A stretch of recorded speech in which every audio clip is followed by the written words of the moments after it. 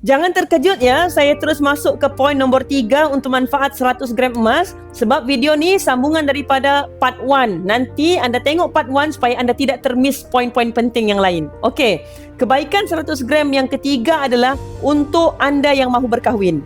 Anda boleh letakkan matlamat simpan emas 100 gram bersama pasangan dan anda boleh berkahwin tanpa hutang. Kalau tabungan tu ada lebih, yalah nilai emas kan makin naik. Lebihan duit tu boleh anda gunakan untuk mulakan hidup baru selepas berkahwin. Contohnya mau deposit rumah sewa, mau beli perabot, mau beli barang-barang keperluan rumah lain, terpulanglah. Yang keempat, anda juga boleh letakkan matlamat untuk tunaikan haji dengan 100 gram emas yang anda miliki. Bagi B40, gold bar 100 gram macam ni cukup untuk ibadah haji sepasang suami isteri. Best kan? Jujur saya cakap, simpan 100 gram ni bukanlah mudah.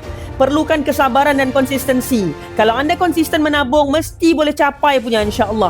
Simpan duit, jangan cakap 60,000. 6,000 pun takkan cukup-cukup. Sebab asyik korek, bocor, simpan, korek lagi. Tapi simpan emas sangat powerful. Kalau anda berminat, isi beg biru di bawah. Saya bantu anda. Moga kekayaan anda terus berkembang dengan ilmu. Follow for more tips.